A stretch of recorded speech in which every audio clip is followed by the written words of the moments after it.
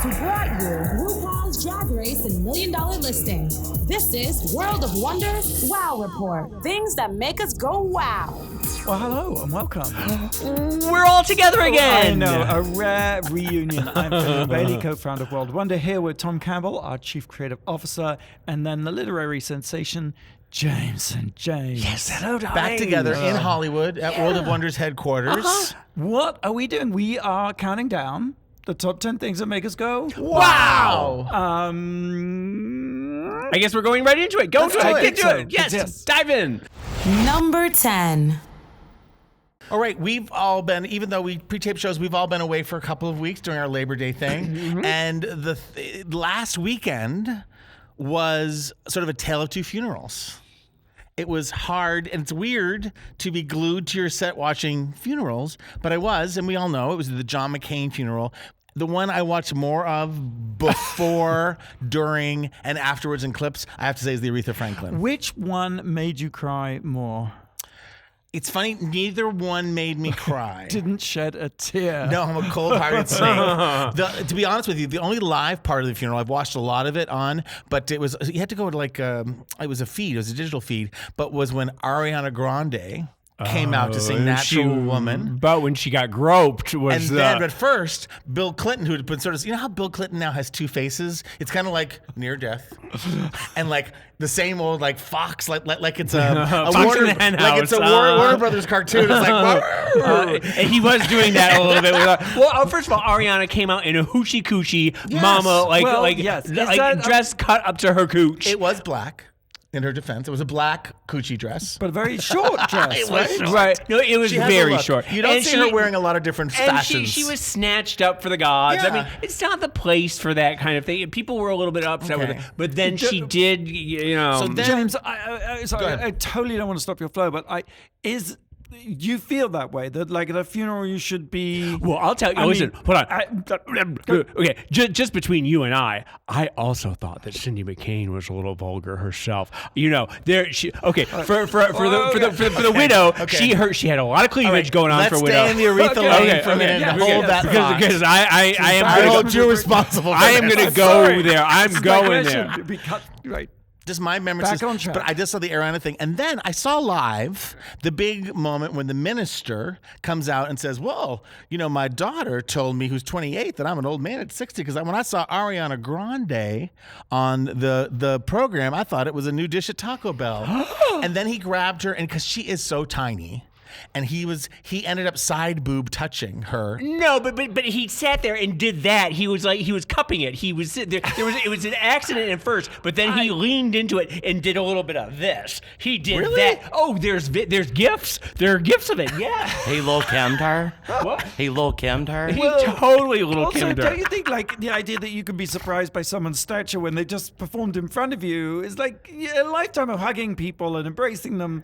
You know where. You know where the boob is, and he knew where the boob was. He felt it, and then he just went with it. I felt like he was nervous, and he was trying to be clever, and he bombed. I thought it was like a dad joke that bombed, and I'm hoping he wasn't side boobing her too much. She handled it very well. She was kind of surprised. What are you going to do? Have we heard from Ariana on this? Has she come out and said anything? No, he has come out and apologized. But did Ariana come out and say? I don't think she said anything yet. I don't think she needs to. She's got one less problem without him. Yeah. All right. Bitch, I've been waiting for that one. Thank you. That's good. This is setting up. And then this is my thing, and I won't go on, but click on Detroit, local Channel 4 WDIV in Detroit has links. Maybe there's other places. My favorites were Gladys Knight singing "You'll Never Walk Alone" and "Bridge Over Troubled Water." Fantasia was there. Our girl Fantasia, who we love. She brought it down. You've got a friend in Jesus. Woo. And she took off her shoes. When Fantasia takes off her shoes, I am staying because she was crazy. Jennifer Lewis was doing background for Stevie Wonder. It was that kind of, he sang "As," which was beautiful. And he also played the Lord's Prayer on the harmonica. All this can be seen. But the winner, if there's the winner of Aretha's funeral, I know, lovely competition series. Cicely Tyson. Oh, with the hat. With the hat. That was the hat. That was the hat. That was the hat. That was the hat. Yes. And she I don't know what she was talking about, even though I've heard it, but she just like was possessed by this spirit, and she spoke to everyone. I'm not clear what she said, but I believe every word of it. But okay, but to me, the funeral was John McCain's, where we had that Cindy McCain, who I'm not. No. We had two funerals. We're moving on to the McCain funeral. Please, Meghan McCain, who I do not like. I do not agree with her politics. There's nothing about this woman that I like. But by God, that's how you give a eulogy. That was a eulogy for the ages. Was it a eulogy or was it a tearing down of someone who needs to be torn down? Kind of different things. I'm just saying. But she hit all the notes about her father and what a beautiful tribute. what America means to her and everything. And then she tore into Trump and she just laid it bare. And she was crying and she was screaming. Who wrote that speech? Well, it wasn't Stephen Miller. It wasn't Meghan McCain either. Do you think? No. Whoopee. But from The View, and then like I said, Cindy McCain, there was the mother. Yeah, the mother. No, the wife of John McCain. John it's McCain. Not Meghan's mother. Meghan's mother, John's wife. Yeah. I think Same the person. sons come from a previous marriage, and Meghan comes from yes. Cindy. Okay, yes. Cindy is the second wife. Yes, and she. They don't mention that at the funeral. No. And she's sort of a trophy wife. Let's just call it a spade. Okay, and she there are certain types of society women who say that 4 strands of pearls are vulgar. Okay, how many did she have on? She had 4. Oh, three strands is what you wear to a funeral. You do not wear 4 strans. This That's is from vulgar. Palm Beach, James St. James. James knows this I do know this stuff. I do know. You do. And the widow McCain showed a lot of damn cleavage. Can I just? I mean, she was rocking the girls. They were out. I don't even need to ask you this question, James, but I mean, what about, I've read a lot on the social medias about how it's unfortunate that we are embracing someone like John McCain because he seems heroic. Obviously, he was a war hero, yes, he absolutely. Was. And then but political. he also had a number of very nasty right-wing political conservative points of view. He also, stepped up for the AC or for the healthcare in the last minute when he was dying of brain cancer. I know. Listen, I feel the same conflict that and I don't okay really. I don't. And it was made. His funeral was made a much bigger deal, I think, because of Trump, because of the political time, and we're kind of nostalgic. We're looking at George W. Bush saying, "Ah, he's so cute," and there was giving that Michelle cute moment. Yeah, candies. exactly. It has normalized George W. giving Bush. candy to Michelle Obama. Also, if you notice, was I thought it was like a hard candy. You'll see at the Super Bowl commercial when they show that same thing, and it'll be like Rolos. But also, I don't know if you noticed that who's the horrible Nixon guy? Roger Stone? James Dean, the reporter. No. He was Secretary of State. Henry Kissinger. Henry Kissinger who may was have there. died a day or two before yes, the funeral. Exactly. Yeah. And that was sort of. I mean, but he did bring people from all sides of the aisle over there. But I do want to say that I did get a teary eye when Renee Fleming sang "Danny Boy." Oh. Did you see that? Did you I watch didn't. that? I'm going to have to go look. I want you to because I thought of you immediately with it because "Danny Boy" is a hoary old song. Yes, it is. It's an old chestnut that gets dragged out time and again. Yeah. But she brought new life into it, and it was sort of fabulous. I was really amazed. And the last thing I'll say is that all of the words at McCain's wedding, no one mentioned Trump by name, and no one put him down directly. It was all the spirit of John McCain, and we knew. And I just want to say that is the most comprehensive report you will ever hear about the funerals, especially of Aretha Franklin's funeral, right here on the Wow Report. I'm done. Very good. Thank you. Wow. Aretha Franklin's funeral was Friday. John McCain was laid to rest the following day on Saturday. Number 9. Well, it's not, Tom. It's funny you are talking about... I mean, that was my report was the most comprehensive report. Yeah. Wait, are you trying to one-up us? Wait, what is this? This is a setup. This is a comedy setup. It's not working. Okay. Oh. Wait, but what? You're... But... I mean, yes. Go. Okay, I win the prize for being dense. I can gazump you because this is a card. It says, we all require and want respect, man or woman, black or white. It's our basic human right. Aretha Franklin. Where do you think I got this from, James? Were you at the funeral? I was in Detroit. No, I knew that. I was in Detroit last week. But were you at the funeral? No, but public Tuesday viewing. she was lying in state. Did you go see her? Yes. We woke up. I was on holiday with Billy and Nolan. We He was woke up. in Detroit. He just happened to be in Detroit. We're in Detroit, and we're like, what should we do today? Aretha Franklin's lying in state. Let's go see her. Saw the Queen. Was she Aretha wearing the red Franklin. dress or in the gold Louboutins? She was in the gold coffin, in the red dress, with the gold, with the red shoes, with her feet crossed, with her legs crossed. I thought for Yes. sure that the way that you guys go to Taylor Swift concerts in front row of J-Lo, you were like, our ticket broker the got meet us and tickets greet, the to meet and Aretha greet. Franklin. Thereby hangs the story, because the reason we were in Detroit was because So it's my turn, James. Okay. Number 9. I was in Detroit I last thought you were week. just hijacking my piece. I didn't know. I thought you, in that way that you have, I thought you just decided We that. tried. And we'll be back right after this message. Anywho, James, if I just carry on with this narrative, I was in Detroit. Billy got tickets to see Taylor Swift was in Detroit. It was all happening in Detroit. But we woke up Tuesday morning. What were you doing there? You just went to see Taylor Swift. You went to Taylor. You went to the concert. That's the reason why you flew to Detroit. Oh dear, I feel I have to. I've roll never heard of this- anything so outrageous. Roll this They rock live up large. the I hill. guess. Billy, me, and Nolan, we took a few days vacation and we went to see friends in Chicago and then friends in Detroit. Who And are we your was- friends in Chicago? Lola James, one of Nolan's godfathers, and Sibel, Oh, because photographer. that's where Billy worked for many in years. Yes. Detroit, and we were supposed to go in January. It was so freezing cold, we didn't go, and we finally thought we got to use our ticket, so I was going to lose them. So fortunately, Taylor Swift was in town, and even more. Fortunately would be the wrong word. Okay. Aretha was there too, lying in state. Well, it And was one amazing. was dead as a fish, and the other one was Aretha Franklin. Oh my God, comedy gold. Trying. It was a long line, so I thought we were going to be here for some time.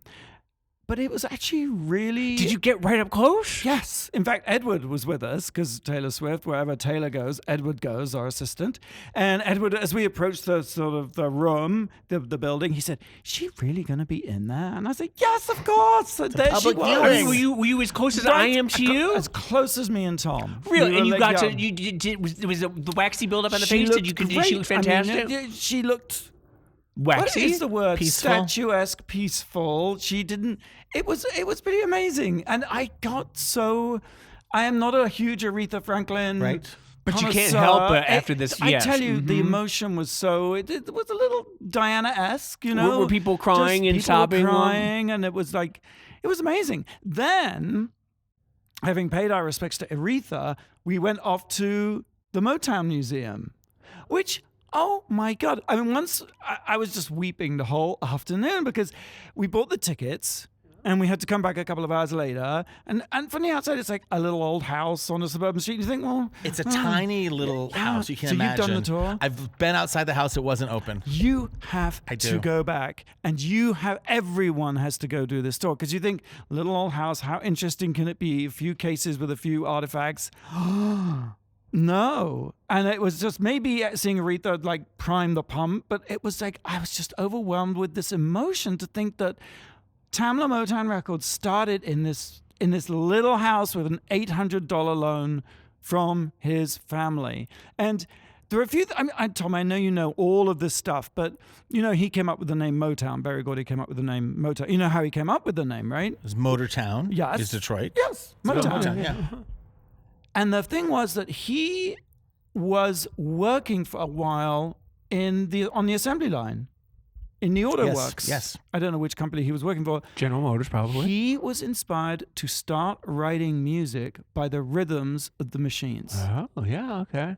I had no idea. And then the first hit of Tamla Motown was Money. Money. That's what I want. I had Barry no Gordy freaking wrote idea. that song. Yes, and the only reason I know that song is because of the Flying Lizards in the 80s. Money, that's what I want. And it's very atonal, and it's all lots of clanging and banging. I mean, that's my kind of music. I loved it.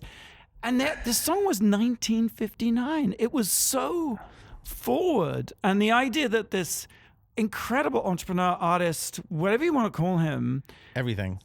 was inspired by working on an assembly line to write this music. It's like it was stunning. And the other thing was the way they invented the echo chamber. There were no reverb units, so they recorded in the house, put a microphone up in the attic, sent the sound up via speaker to the attic, re-recorded on the microphone, and created echo and reverb. I mean, it's like... It was if you look at the basement, supposedly, of that house, that's the studio. Yes, we went into the studio. And, at the and end. like Wham, everyone tries to recreate the Motown sound. They say, do it in that basement. Yes. Because it's the sound and all that kind of stuff. And the very beginning of the Supremes, Where Our Love Go, which sounds like clap, clap, clap, clap. It's just like boards. They would just had boards slapping together. Yeah. So everything was super innovative. There's a lot of Motown stuff we should talk about later that I'll get you. Now that have a little bit, I'm going to give you some docs to watch. And I apologize if everybody knows all this stuff before and if it's basic, No. but it was very, very moving. And I can't recommend it enough. And Detroit it's kind of lovely. I mean, it's sort of slightly post-apocalyptic in the sense that you have a lot of urban ruins, but it's also just spotty. It's like there would have been a city there. Amazing architecture from back in the day, and you can still buy some of those big old Detroit houses for $10. Yeah, not quite $10 anymore. But, were you looking into it? No, I don't think so. But stunning atriums. I mean, just got a hard-on for the atriums? Atriums and mosaics and frescoes and what have you. All right, James, number 8. Number 8.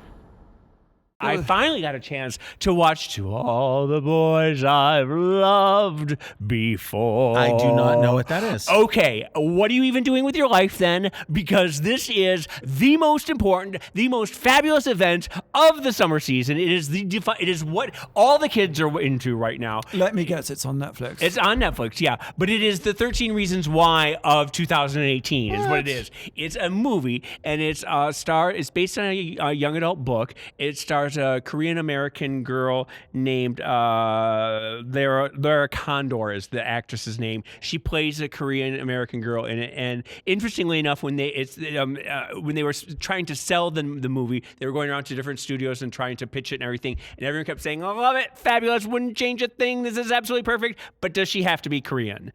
And it sort of says a lot about where we are in the world. But they stuck to it and they said, no, it has to. The girl is Korean in the book. Right. She has to be Korean.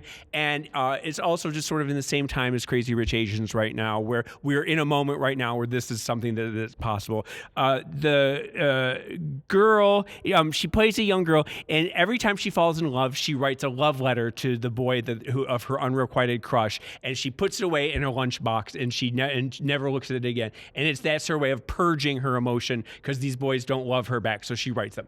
What's going on? You keep going. You're doing a marvelous job, sweeties. Marvelous. Just get a little background noise. No. Okay. Anyway, and eventually, so there's 7 boys that she writes these letters to, and she goes one day to her lunchbox, and the letters are gone, and somebody has mailed the letters to these boys, and it's like years old. Like, she doesn't even have crushes on these boys anymore, but all the boys get the letters, and they all think that she's madly in love with them. So what she does is, what? So she the one boy who comes to her and says, "I don't know what you're talking about, you crazy bitch. What's going on? Blah blah blah." And then they decide to have a fake relationship to sort of so that she can. It's very convoluted. How many years after that she's written these crush letters are they discovered and sent out? She's like 6 years old when she writes one. She's like now she's like 16 years old. So it's like over the course of 10 years she's written all these letters to these people. But anyway, the point of the whole movie, the reason why it's so important is Peter Kavinsky is the character, the boy that she has the fake relationship with. He's played by a newcomer named Noah Centineo, and he is the hottest boy on the planet. So all the other boys you've talked about before on all this the boys I've loved before, none of them hold a candle to Noah Centineo, who is the internet's new boyfriend. And if you just type Noah Centineo or Peter Kavinsky, who is he's this woke character. He is so wonderful. He is gentle and kind and loving, and she ends up falling in love with her. She ends up falling in love with him, but they're pretending to be but then they actually fall. Then they actually do fall in love, and the way they fall in love is just wonderful. And there's a scene in a hot tub that is instantly iconic, and you will see the gifs and the memes all over the internet. It is. If you haven't watched it, I recommend you stop everything tonight and go home and watch To All the Boys I've Loved Before. Is it a series or a movie? No, it's just a movie. It's just a one-off. Oh. It's just an hour and 15 minutes or something like that. But you will be sobbing. You will be laughing. You will feel those feelings you haven't felt since you were 16 years old. How dare you? it will waken up that dead heart of yours. Well, that is streaming on Netflix to all the boys I've loved before. Hey, I just have to remind you guys, September 28th, 29th, and 30th at the Javits Center in New York City. What do you think is happening? I don't know. I know.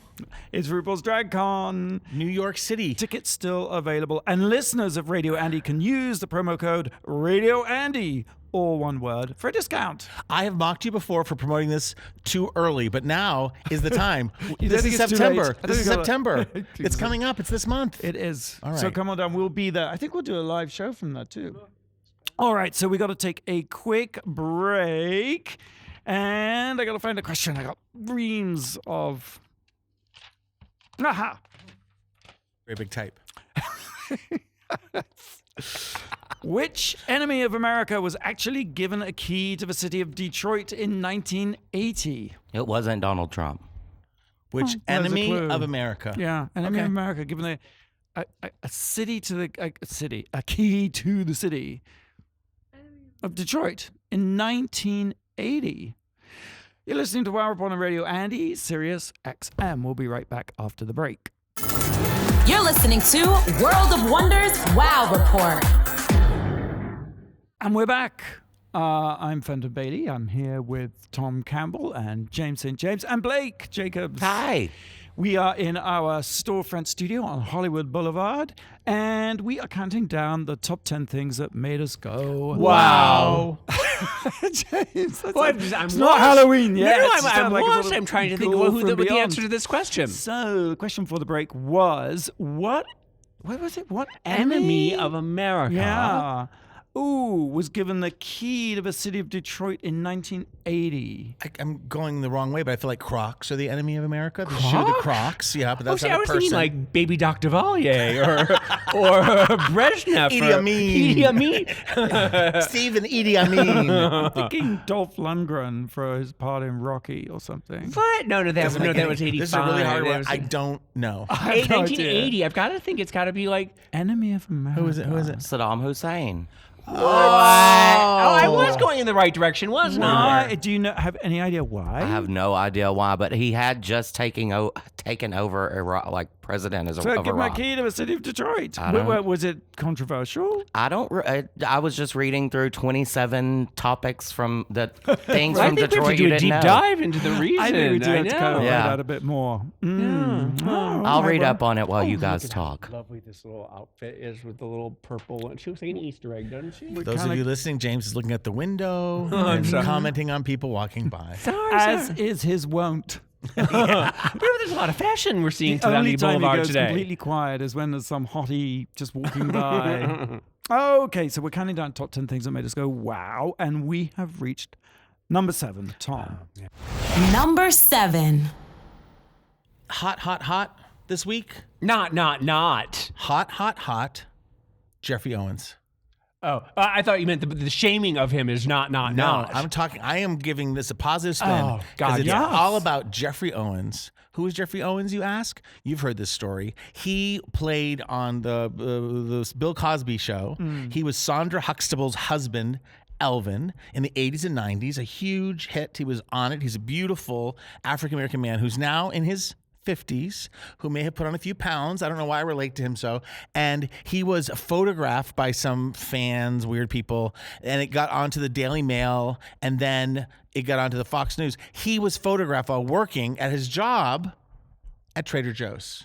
And he was basically job shamed. He was shamed, and I think the women who took the photographs were the ones who started the chain of shame right there. From what I've heard. But then by the time it got to Fox News, it was full on shaming, and it's. Well, it speaks. There's a lot of layers because the stupid fans take a picture. Why don't you look like you looked 30 years ago? I'd like to see their pictures 30 years ago. Mm-hmm.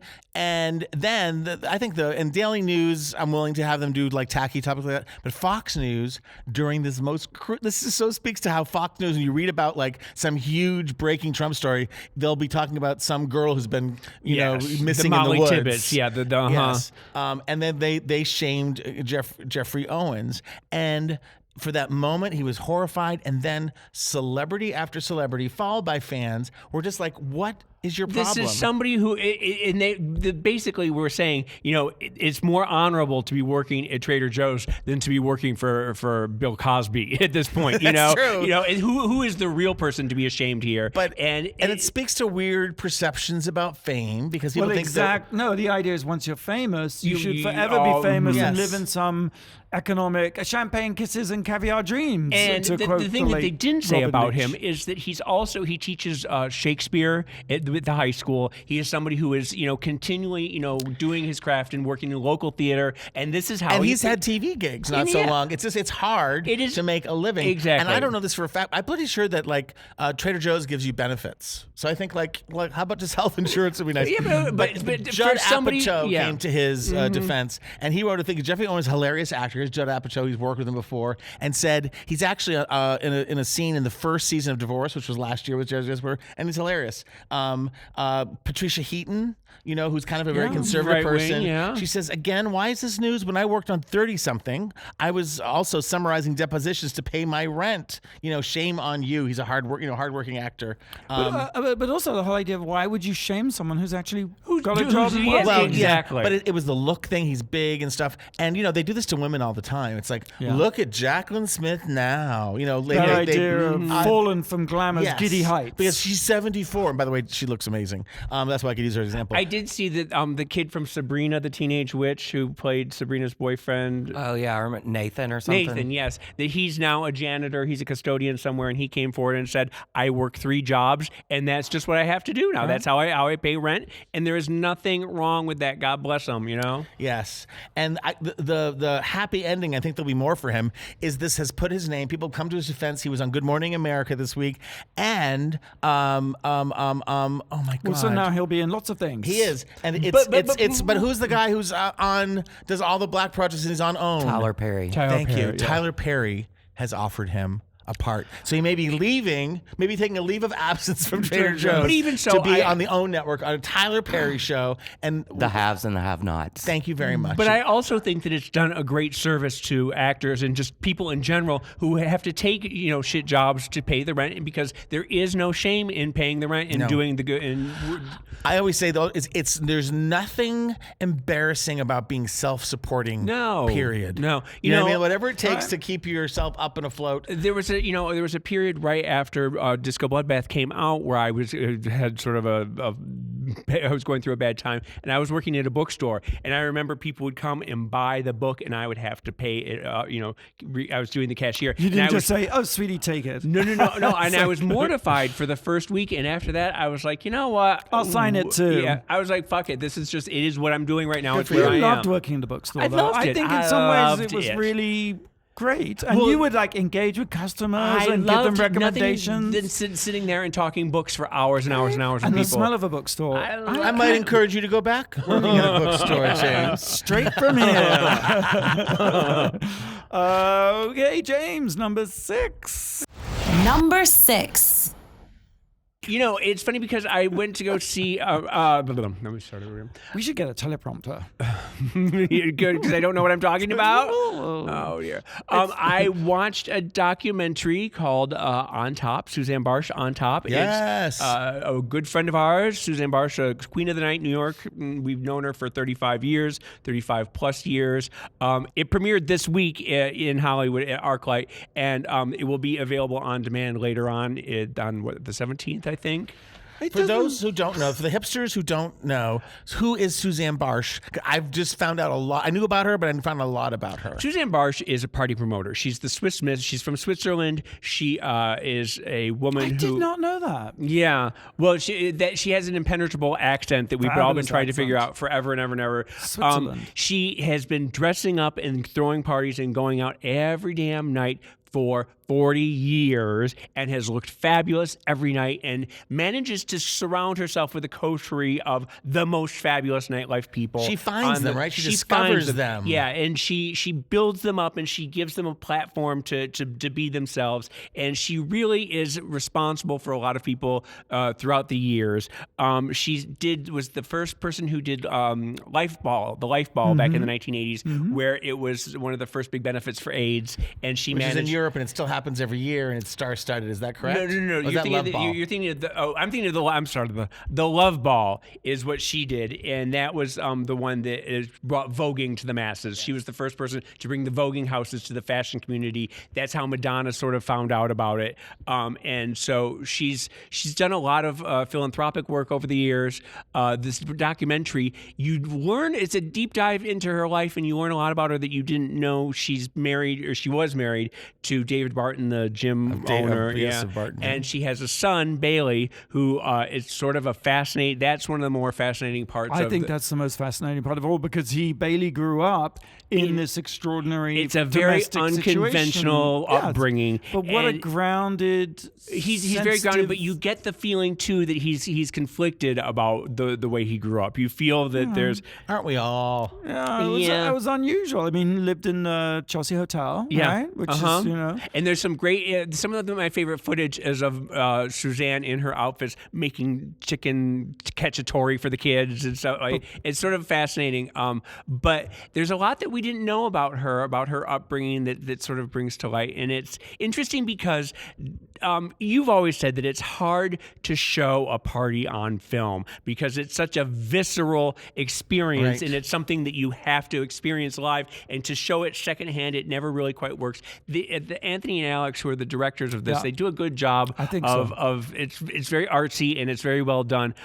There's not a lot of vintage footage from the back in the day of Bentleys and Sauvage and all that stuff because there really wasn't footage. Well, it was Nelson, wasn't there? There was Nelson, but if Nelson wasn't there, then you're shit out of luck. Yeah. And they didn't really do a lot of photos from the time. So a lot of it is just following her around now and as she's getting ready for parties and everything. But you definitely get that drive and that character. You do. That sort of melancholy, really. I think there's a loneliness to it. This isn't like a pity party. It's just something that she's so human, and you don't necessarily expect that in party promoters because they've always got to be bubbly and shiny and like champagne going and there up, is right? something about just there's a relentless, every single night you're going out and everything, and I don't know how she does it. Top of her field for what, 25, 30 years easily. And when you see her, still looks beautiful. She just recently had an exhibit at the FIT of all of her outfits over the last quarter century, and when you see them all in her she's apartment, a visual catalyst, absolutely. Yes. I mean, in a Lee Bowery sense. I mean, I know she didn't design the outfits herself, but her aesthetic informs them, and it is really an extraordinary collection of amazing couture. Thousands and thousands of outfits, and she manages to surround herself with the most avant-garde designers and stylists and everything. Oh, cool. It's just fascinating to watch, and you will gasp at some of the outfits and everything. Life. Yeah, It's actually out today. Susanne Bartsch on Top is out today. It's available for on iTunes and video on demand. And I feel like a corporate, like when Good Morning America has to say that they work for Disney. Must say, could you say that? Yes, I would just please, like to, yes. My natural modesty in forbids. full disclosure, Randy and Fenton and RuPaul are executive producers. Yes, so what you I just buried the heard lead. I'm sorry. was a 4-minute commercial. No, it's a great film. It is. Number 5. Number 5. Talk about conflicted. I just feel it already. I know. It's Omarosa's Unhinged. I've been reading Omarosa's You're reading it. You bought it. I bought it. I read it. I thought I needed a little help, so I bought the audio version as well, and I've been listening to it. Oh, that is a good idea. Well, at first, I didn't realize I had it set to like twice double speed. Oh, really? So I was like, she seems a little like rushed. Seems a little coach out of her mind. But you're used to that kind of stuff, so you're like, whatever, Seems a little robotic. Wait, so she's reading it. She actually is the She reader. actually reads it. And I have to say, I mean, it has a cracking opening with her being fired, and they bring her to the Situation Room to fire her, presumably so no one can hear what's going on. And of course, she's got an iPhone in her bag. I mean, therein lies the whole sort of riddle and mystery of the Trump administration. They're like outraged that someone could possibly tape all this stuff and suggesting sort of industrial style level of sort of espionage. All she did was put her phone in her bag and turn it on. I mean, and she's in the freaking situation room getting fired by Kelly. And, Which, that they're always talking about the leaks and who the people are who's leaked. Of course, it's everyone there, obviously. It's just turning everyone's their iPhones taping on. all the time. Yeah. It's a really interesting book, though, because I know people have conflicted feelings about her. But part of it, the part that I really got, I suppose, was that, she was a contestant on The Apprentice. And for her, it is not inconsiderable, as I suppose it would be for any of us, if we went from being a contestant on The Apprentice to being beside the new president of the United States at the inauguration and having a role in that administration. I mean, we can all relate to people having Instagram photos of them with famous people. This is the ultimate version of that. Right. And yes, how sad the White House has become that, but go on. She Well, knew and yes. it was the scorpion in the frog, because she knew what a horrible person he was, and yet she still was the handmaiden to it by saying that we were all going to bow down to him, and she enabled that. I think she has been the handmaiden to a lot, but at the same time, I do think she really was on a journey of revelation. I really do. I mean, I think that, she feels, I get that she only sees what she wants to see, but I think, I think she says some great things about Trump. I just got to find, she says, Who approached this? she said he's just this side of functionally literate. And I don't think she necessarily thought that before she went into the administration. And he said she began to suspect that he was delusional or had a mental condition, and that she did feel that during the apprentice years he was much sharper and had much more mental acuity. She talks about how often she would work so hard to set up an event, and then a racial slur from Trump would completely sabotage the whole thing. And she talks about being, tackled by her own teammate. I mean, there are also some fascinating revelations. There's a funny moment where she talks about Pence, and she said, if someone looked at you that way, meaning the way Pence just looks at Trump with sort of fawning, beams, the way I look at James worshipfully, St. she said, James. you'd be disturbed and think about getting a restraining order. I mean, it is creepy. It really is creepy. That's exactly it. Yes. But then there's these other weird moments, like she ended up getting married at the Trump International Hotel. I mean, she saw all these problems and still went. Yes, exactly. But by the same token, if she, she is doing her job about bringing him down, and she is doing her part. So we can be conflicted. We can, we love her and hate her. I just think she's an opportunist, and now it's opportunistic for her and it's opportunistic to turn on Trump and to go public with it. For us to and there's no honor among thieves, and every little bit takes him down. And she's on our side right now, but who's to say she won't be in 2 days? Exactly. Yes, but also something that really did touch me, I suppose. It was, she said that regarding Trump being a racist, yes. But she also says if every black person quit his or her job because someone in the workplace was a racist, not many of us would be employed. And it makes you realize there is a baseline water level of racism that for sure that we fortunately as white people just don't have to experience. Right. And it's like I think everybody can be racist or is racist in all different directions. And it's like, but as human beings, we have the ability. You can have the impulse, but you don't have to act on it. You know what I'm saying? Like the thought can cross your mind, and the part of society is to be better, to do something, to be best. Well, anyway. I think she was right to go to be a part of the administration. I think she was right to write this book. I'm glad for it. And I'll tell you something else. This really, we all know about he wanted to be sworn in on The Art of the Deal. He didn't want to be sworn in on the Bible when he was made president. He also owns 2 guns. Did you know this? I didn't. And he said to Omarosa, he said, I do carry on occasion, sometimes a lot. Whatever that means. I like to be unpredictable. So not only is the president crazy, but he also is armed and has 2 guns. And is, dangerous in that way. Exactly. Now, Fenton sounds like you really appreciate Omarosa a lot more before reading. And I don't know if you've told James or if I should, which is Omarosa will be joining the WoW Report as your co-editor. So looking forward to that. Well, okay. So you can get Omarosa's book Unhinged on Amazon now, obviously. And of course, soon we'll be talking about Bob Woodward's Fear. Oh, yeah. That's coming out. Very excited about on that. September the 11th. I mean, the number of, I must have read about half a dozen of these sort of inside Trump's White House books. I'm getting to a point actually where I feel it's having some kind of toxic effect. You should write a book about it. Okay. Well, let's see how well you know your Omarosa trivia. We have to take a quick break. So the question is, which Academy-nominated actor was Omarosa romantically linked with? Listen to the Wow Report on Radio Andy SiriusXM. You're listening to World of Wonders Wow Report. Welcome back to the Wow Report. I'm Fenton, here with Tom, and I think James is with us. I'm not entirely sure. He seems to be like looking out the window of World of Wonders storefront studio. There's just a lot of What were you men saying about walking down the cakes, street. Tea time. Cake, yeah, but cake, ass. Cake by the ocean. What's it? Cake by the ocean. Cake on the boulevard. So we're talking about Omarosa, who wrote this amazing book, Unhinged, which I think is a great title. And the question before the break was, what Academy Award nominated actor Nominated is the thing that gets. has she been associated with? Romantically linked. I'm sorry. Yes. Michael B. Jordan. Jeff Bridges.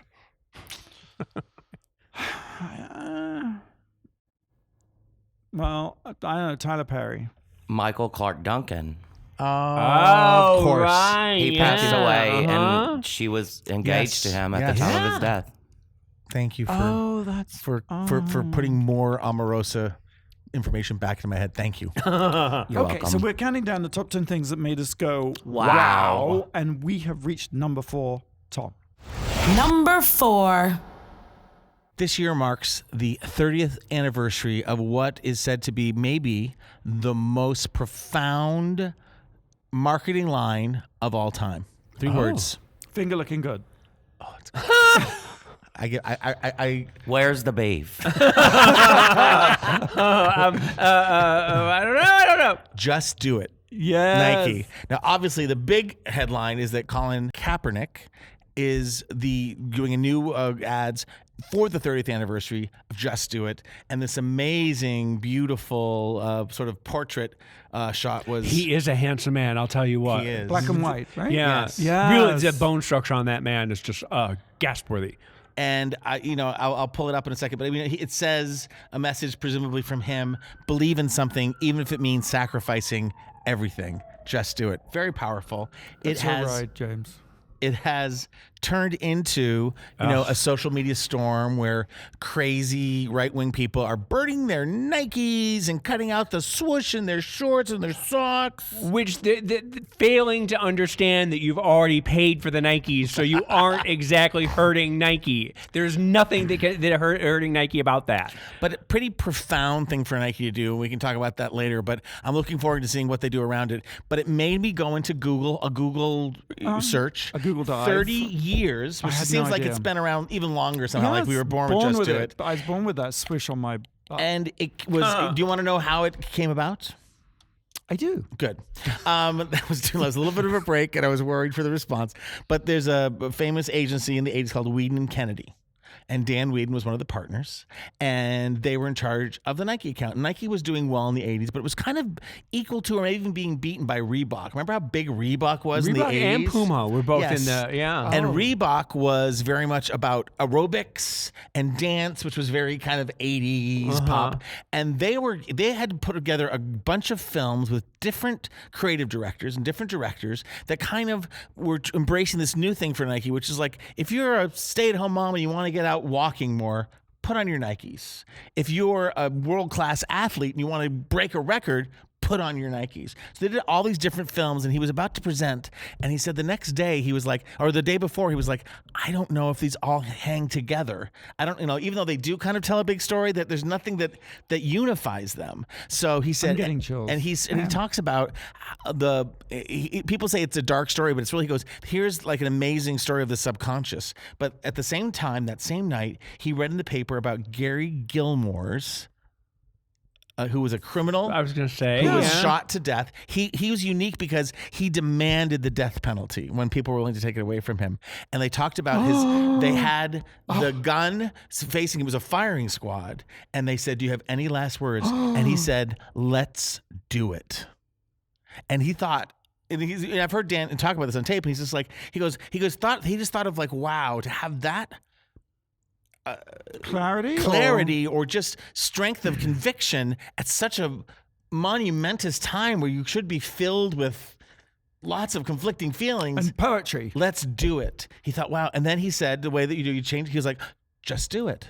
Just do it. And so he went the presentation the next day, presented these different films, and the phrase "just do it." I see. I love stories like that. It's like a triumphal very Mad story. Men. It's very Mad Men. That is amazing. And it's hard. It is hard to explain where good ideas come from, and that's a great one. And it's like, oh, it's a dark story, and it ruins it. No, it just shows you like you're reading, you hear something, you put it together, it fills with this, and it comes out.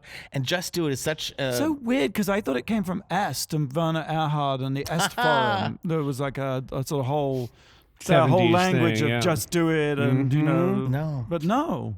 So wow. That is, it's 30 years going strong. Their sales went from like, I don't know, 877 million to 9.2 billion in 10 years. Did you get paid? I hope so too. I'm sure he's doing okay. I did see that the stock has plummeted 3% today. Well, they'll bounce that's back. not plummeting. By the way, No, I mean that is like $1 billion for them. Yeah, I mean that's I know. billions or whatever. Yeah. Oh look! Everybody's gathering around Ru right now. Yeah, RuPaul's stars right outside our street side studio. Well, okay, James, number 3. Number 3. Do you need a prompt? No. But I'm just by God, I will not be Netflix shamed by you people once again. Oh, what did you watch on Netflix? I watched something on Netflix, but it's fine. It's okay that I watch so much Netflix, right? There's a lot of Netflix to watch. There is a lot of Netflix out there. Yeah. It reminds me of that person when the internet started out. Like this guy, perhaps the only time, went to every single page that was available. He read the whole internet. Can't do that anymore. I feel that way about gay porn on the internet. Like I've seen it all. I've seen it. Every single bit. But James, you have Netflixed every piece of Netflix. But this is something that is really important. It's something that's really fascinating. It's a documentary called "How Gay Is Pakistan?" How gay is it? I'm glad you asked. It's not that gay. I'd never It's going to get dark. It's going to get very dark. It gets a little dark. All right. In Pakistan, its punishment for being gay is 10 years in prison or the death penalty. Having said that, though, that there are pockets of LGBT community out there. The story is there's a UK blogger and comedian. His name is Mazwan Rizwan. His parents rejected him when he came out. He was 24 years old. He came out to his parents, and they're Pakistani, and they threw him out. And they would have nothing to do with him. And he wanted to know what it was about the systemic homophobia inherent in the Pakistan culture. And so he went to Pakistan to try and sort of ferret out what goes on there. He's a brave guy. He is a brave guy, and it's from his point of view. He goes in. He manages to find a floating LGBTQ party that goes in different places every week.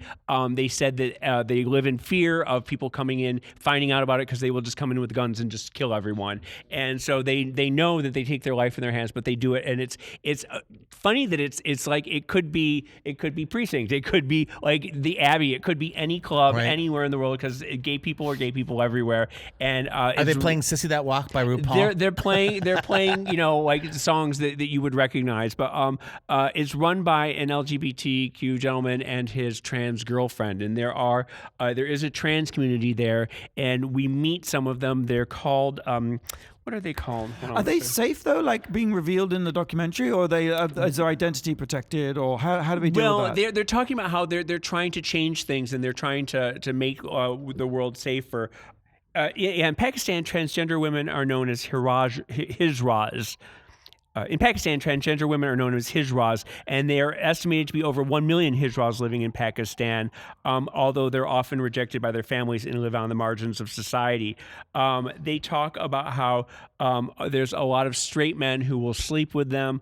It's sort of a weird thing. They say in the bedroom, straight men treat us like queens. They lick us like dogs, but then they're too embarrassed to introduce us to their families. Malwan then goes on to explore. He goes into one of the major cities and he says that there's a lot of gay sex happening in hotels where the police turn their blind eye to them. You talk about this and it's so third world and blah, blah, blah. This is America 30 years ago, 40 years ago, right? Yeah. Yeah. I'm doing my math wrong. Like 50 years, like the 50s and 60s. I mean, it was illegal. It was Yeah, called I mean, I guess there's- they wouldn't come in with guns and preemptively shoot you, but It says, no, but this the idea of the that it was hiding against the and law. the fear. Yes. one of the few LGBT centers in Pakistan explains that a lot of straight men in Pakistan have sex with other men, not because they're attracted to men, but because the females are not easily accessible because of the religious and everything. At one point he goes to a mullah. He goes to a, what do they call him? He goes to a mullah, which is one of the religious leaders, and he says, "I'm gay. What do you need to do? What do I need to do not to be gay?" Just to sort of gauge what the mullah would say. The mullah gives him some herbs and some medicines and says, "This will turn you straight. I want you to take them." Blah blah blah. And so it's like this sort of weird. Did you take them? He did take them, and then he went back and he said they didn't work. And the guy said, "Well, you need to come into therapy 5 times a week with me." Blah blah blah blah blah. We know how that goes. Yeah, it's fascinating though because you do get to we take so much for granted in America in the Western society. Here, a world of wonder. Exactly. We are in a bubble, and it's an interesting documentary to watch because it will expose you to a whole other way of life. That's How Gay is Pakistan, currently streaming on Netflix. Look, you guys, number 2. Number 2. Crazy Rich Asians. Oh, yeah. We haven't talked about Crazy Rich Asians. I haven't been yet. I almost went this week and I didn't go. I was in I New almost Hampshire. saw it this week too, and I didn't go. Oh my gosh. Well, I wanna hear all about it. It's amazing. Yeah. I mean, I can't tell you anything you probably haven't already heard. It's extraordinarily funny. I kind of weirdly, I just sort of cried all the way through. I found it very sort of sad and poignant. But my problem with it in the very beginning was that do we really need a story about the 1%? I mean, like in this day and age. It's a love story. Okay. It's so hard when you're doing, I'm sorry, but like a gay story. It's like, well, is that, you're doing drag queens? That's all gay culture. It's like, it's part of it. I mean, it comes where it comes. It's a beautiful love. Love story, and frankly, James, I mean, I get it about the 1%, but there has been a void in my life ever since Dynasty went off the air. And More 1%. Nothing More has ever 1%. really been filled by that sort of flutter and that sheer bitchery of Joan Collins until now, with Michelle Yeoh playing the matriarch of this family, and it's such a brilliantly icy performance. It's like it's Meryl Streep in Devil Wears Prada. Just these really high class. And I like high class shit. Not that I'm particularly high class. It's just I love that hauteur and that just dripping. And I've heard that Awkwafina attitude. steals every scene. Oh, she totally steals every scene that she's in. Michelle Yeoh steals every single scene that she's. I mean, in a way, it's a twofer. I think it's their movie. But also, James, I mean, I'm surprised I'm going to see it because Henry Golding. Oh, he's so hot. He is wonderful. Yes. And I mean, it's just so funny to see the interwebs just blowing up and saying how gorgeous he is and how amazing. And as if, how is it that someone so beautiful and good looking could just exist for so long before suddenly being discovered? But he's been on the freaking air for like 4 years on the BBC's travel show. Do you know what I mean? It's like, it's just extraordinary the way suddenly someone waves a magic wand. Overnight sensations that took Yeah, years to get like there. Tiffany Haddish and how like now she's everywhere. Now, do you like Dynasty? Are the clothes in this, are the fashions going to be as dated and fabulous in 10 years? Are you going to look back on them and say, what were we doing in 2018? No, because I think what's so gorgeous about it is that it is authentically Asian, and it's totally different. It's a whole totally different family dynamic. It's a whole different cultural tradition. It's a whole different sense of fashion. I mean, it's just... But is it not as over the top as fabulous? Even through the sort of the Western trends and fashions through an Asian lens, it's still pretty amazing. What I can't get over is this film was made for $30 million. That is nothing. That was my question. Is nothing. So it's more of an independent film than it is a big studio feature film, but they said that amazing. it is the biggest, the amazing. best-selling rom-com in the last 10 years. Yes, it is. Yeah. And it's done 117 million already. And wait. I know you're wrapping me up. But the other thing is, John Chu is the director, and he directed the Justin Bieber Never Say Never documentary and the Gem and the Holograms movie. Oh. So, which was a real bomb. And we talked about it here on the show. It was pretty awful. I think that was in our turkeys. I think it was. And now he's got the hottest movie. And the only other thing I will tell you is nothing to do with the movie, really, but Kevin Kwan, the novelist who wrote Crazy Rich Asians and the sequel, China Rich Girlfriend, and the sequel, Rich People Problems, all of which are going to be made in right now. Yeah. He was not at the world premiere in Singapore, which is where he's from. Do you know why? Because Singapore is so anti-gay and he's gay? No. Well, that may or may not be. I just don't know. But he is, in Singapore, you have to do 2 years military service. And he dodged the draft, apparently. What he tried to do is he tried to renounce his citizenship, but they denied it. And now they've put out on the wires that they want him, that he's a wanted man. And he couldn't go to Singapore. He couldn't go to his own opening in Singapore. And he can, military conscription it's called, $10,000 fine or 3 years in prison. Yikes. Mm-hmm. Well, he can afford the $10,000 fine now. I suppose you can. But maybe they throw you in prison just to make an example of you. Crazy Rich Asians is going strong in theaters nationwide. You guys I definitely want should to. see I this. want to see it. It's like You're we're talking into about it 3 weeks into its release, but it is a classic. Yeah. It is really Okay. good. And now, having talked it all up, you'll be disappointed. I'm sorry. No. When we come back, do we have a Resistor of the week? We do. Oh, okay. Resistor of the week. And the number one thing this week that made us go, Wow. So Wow Report on Radio Andy, SiriusXM. You're listening to World of Wonders Wow Report. Things that make us go wow. Welcome back. I'm Fenton. I'm here with Tom and No, we have a serial killer that just is going past a little right now. That's a little early scary. for Halloween. You can watch this show, by the way, in addition to listening to it on the Sirius app. You can watch it on Wow TV. You can watch it on You can watch it on Wow Presents on YouTube. Thank you.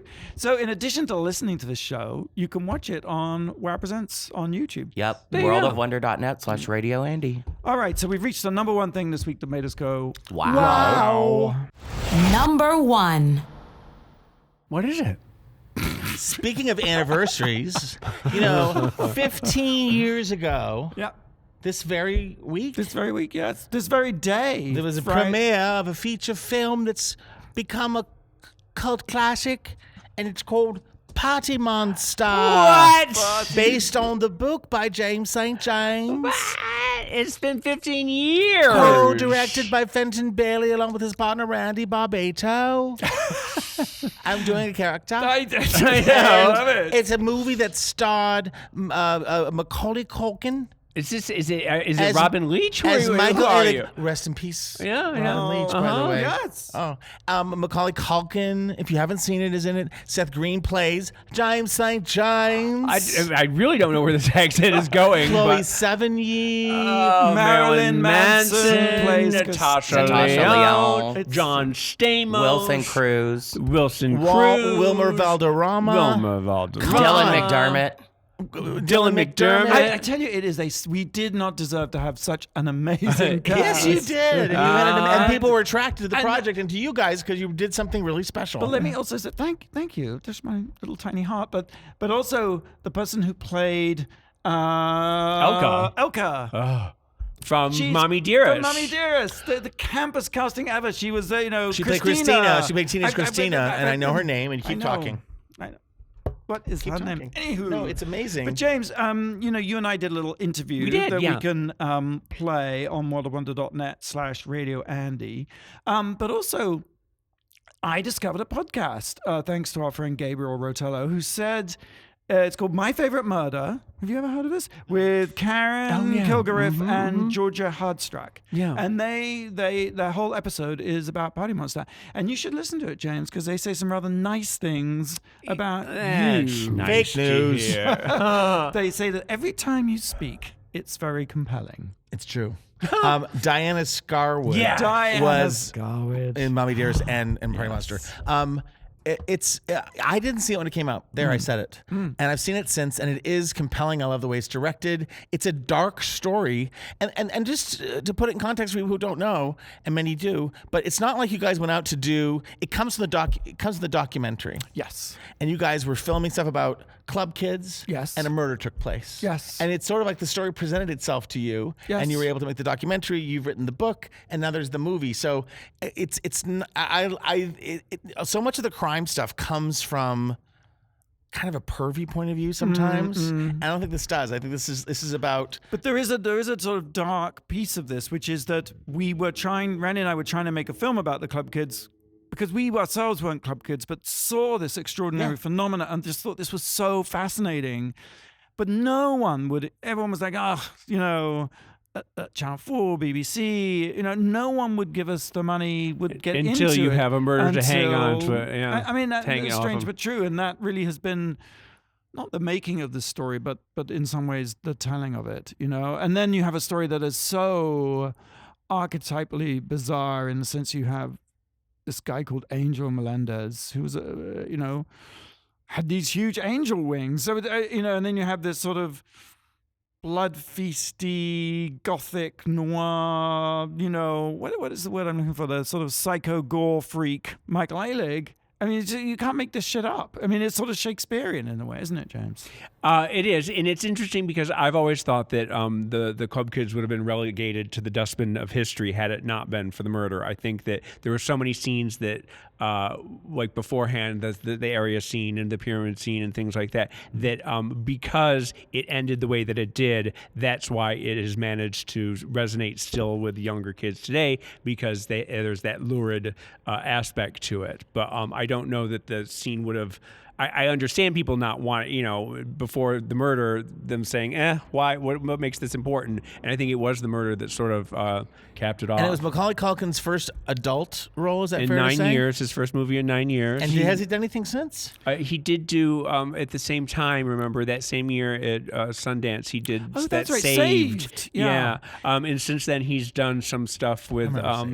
He's done some music videos. He's done some short films. He was just in a movie that Seth Green just directed. They did a movie. They went to Thailand or Taiwan or something and made a movie together. Oh, yeah. What's that called? You don't know? I don't know. Oh, I hope it's coming out soon. Yeah, but it's Claire Grant is in it. Seth Green's wife, and But I'm just here to say congratulations to Fenton and James and Randy for 15 years of Party Monster, going strong.